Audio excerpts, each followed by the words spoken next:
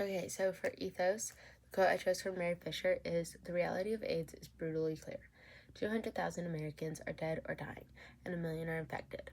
Worldwide, 40 million or 60 million or 100 million infections could be counted in the coming few years." This quote, I think, was effective because the purpose of ethos is to establish your credibility, and she gives this direct statistic, which makes you really just understand what the issue at hand is. The next quote from her I chose is, "AIDS is the third leading killer of young adult Americans today, but it won't be third for long." So obviously, third leading killer is a huge problem and number that is happening in the world, and she's indicating that it's going to grow and it's going to get worse, which is why I think that this was effective, because it's giving a statistic and then it's also giving a foreshadowing or a future of it. And so it just allows your mind to kind of wrap around this idea that, like, this isn't going to dwindle. This is actually probably going to get worse. So for Elizabeth's, the first thing I chose, or the first quote, is her introductory paragraph, I guess you could say. So she says, "I'm Elizabeth Glazier. 11 years ago, while giving birth to my first child, I hemorrhaged and was transfused with 7 pints of blood.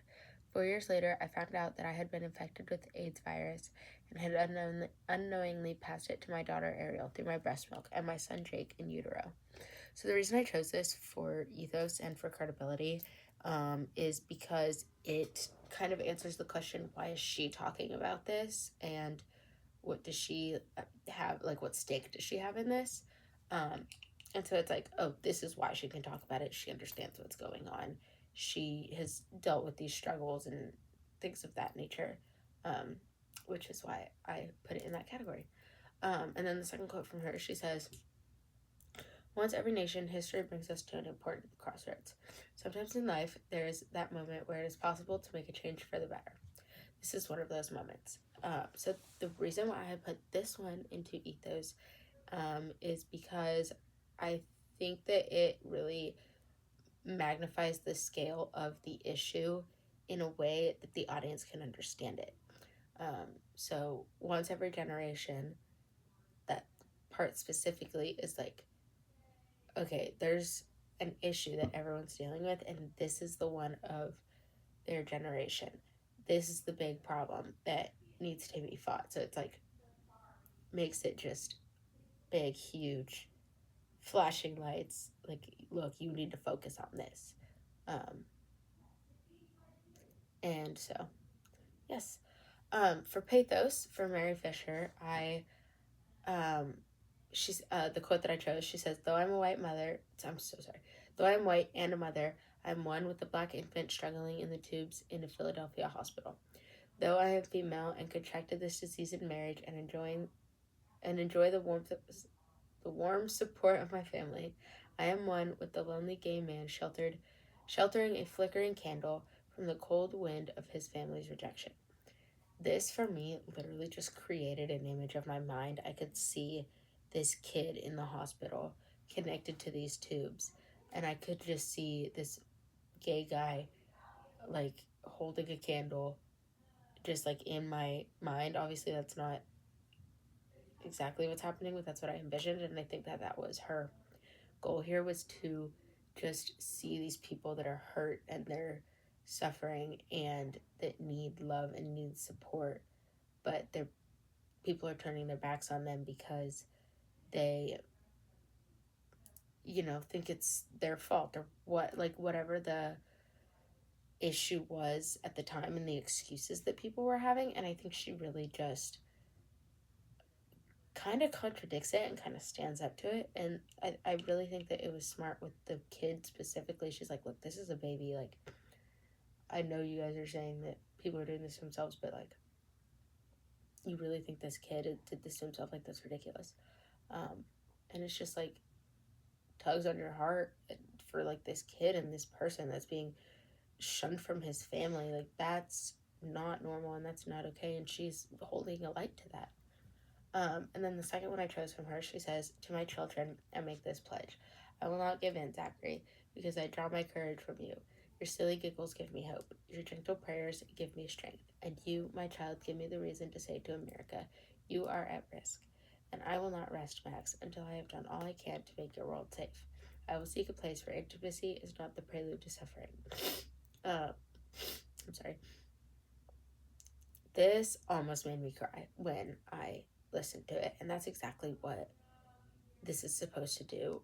Pathos is supposed to tug on your heartstrings. It is supposed to make you want to fight for these people that are going to lose their mother in their life. They're going to lose a light in their life. And it makes you want to fight for the mother that can lose their children.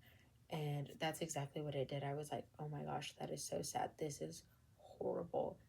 And so I just think she did that perfectly. For Elizabeth, she says, my daughter lived 7 years, and in her last year, when she couldn't walk or talk, her wisdom shone through. She taught me to love when all I wanted to do was hate. She taught me to help others when all I wanted to do was help myself. She taught me to be brave when all I felt was fear.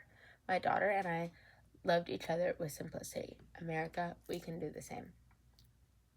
Like, her daughter dying, that's horrible. It is so sad. That's unbelievable, and it just makes you want to fight for these people. I mean, at least for me, I was like, her daughter, like, passed away at 7 for something that she just, there, at the time, I mean, there was nothing that she could do. And so it makes you want to get up, it makes you want to fight. So I think that's why that was effective. Okay, for Logos, for Mary, she says, in the context of an election year, I ask you here in this great hall or listening in the quiet of your home to recognize the AIDS virus is not a political creature. It does not care whether you're a Democrat or Republican. It does not ask whether you're black, white, male, female, gay, straight, young, or old. I specifically really appreciate Logos. I think very logically. So things like this resonate to me. I'm like, when they say this, in my brain, I'm like, yeah, you're right. Yeah, you're right. And I think that's what it's meant to do.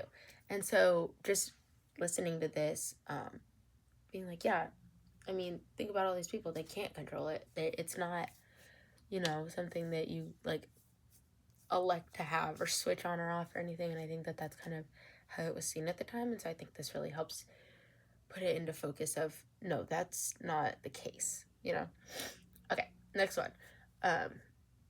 Still from Mary, she says, because HIV asks only one thing of those it attacks: are you human? And this is the right question. Are you human? Because people with HIV have not entered some alien state of being. They are human. They have not earned cruelty and do not deserve meanness. They don't benefit from being isolated or treated as outcasts. Each of them is exactly what God made, a person. Not evil, deserving of our judgment, not victims looking for our pity. People, ready for support and worthy of compassion. This, I think, does the same thing that the first one does. It really just puts it into perspective of there's no, like, segregation or anything that this disease does to you. It just goes out and attacks. And it just puts it into perspective for anyone listening. You're like, yeah, this isn't right. This isn't isolated to a specific group or anything. And it just makes everyone kind of understand. Okay, next one for Elizabeth. She says, today I'm here because it is a matter of life and death. This is specifically just one sentence that I was like, you're right. This isn't something that's going to go away. It's not like the flu. And especially back then, this is 1992, I believe. There wasn't there's still no, like, cure, but there wasn't, AIDS was a death sentence at the time. And she needs people to see this. And I think that just saying it so bluntly and so clearly just makes you respect that and understand that. She also says, in this hall is the future. Women, men of all colors saying, take America back. We're just real people wanting a more hopeful life. But words and ideas are not enough. Good thoughts won't save my family. What's the point of caring if we don't do something about it? It's very logical. I think it just makes complete sense. She says, we're just real people wanting a more hopeful life. It makes you resonate with these people and understand where they're coming from, what they see in life. And I just think it puts it into perspective. Okay, the last quote is, we need a visionary to guide us. To say it wasn't all right for Ryan White to be banned from school because he had AIDS. To say it wasn't all right for a man or woman to be denied a job because they're infected with this virus. We need a leader who is truly committed to educating us. It's so clear. Just person, negative consequence because they had AIDS. Ryan White, banned from school, AIDS. Person, no job, AIDS. And she's saying this isn't okay. I just think this is a very logical argument that really just helps you to understand what the issue is and what's going on here. Okay, and then for me, for my three pathos arguments, I believe, yes. First one is, I'm going to open with somebody at the airport, and they're going to be like, this is the last time I can get on a flight in order to make it to my brother's wedding on time, or something like that, like they're going to miss a big family event. So kind of like, that's the emotion tied there. And then for the visualization, the positive and the negative, I'm going to kind of have the same thing, but it's going to continue on the story. So he's like, at the beginning, he's like, this is the last time I could see my cousin's wedding or make it on time to the wedding. And then continued on to where he misses the flight and he's upset and he's distraught and this, that, and the other. And then the positive visualization is the person getting there and the family's so excited to see him, and they're, just happy, excited, and like, this is how it's gonna feel when you use this product, that kind of thing. Okay, and then 3 things that I learned from these speeches. The first one is that emotion and portraying emotion can actually help you get your point across more. I noticed this first in Mary's speech when she is talking about her kids. I mean, you can tell she's just speaking with conviction. And then I also noticed in Elizabeth's speech when she talks about her daughter dying, there's not much emotion in her voice and in the way she's speaking, which, might be for whatever reason. But I was like, I noticed that, and it kind of took away from this speech to me. And I was like, why doesn't she seem very emotional about this? Second point is that having facts and figures kind of makes your point that much more valid. Mary uses them a lot more in her speech than Elizabeth does. And I think that she kind of had a stronger argument in a more clear, direction of where her speech was going, in a way. And then the third one is that I learned that a call to action is important, because otherwise, kind of, what's the point of your speech?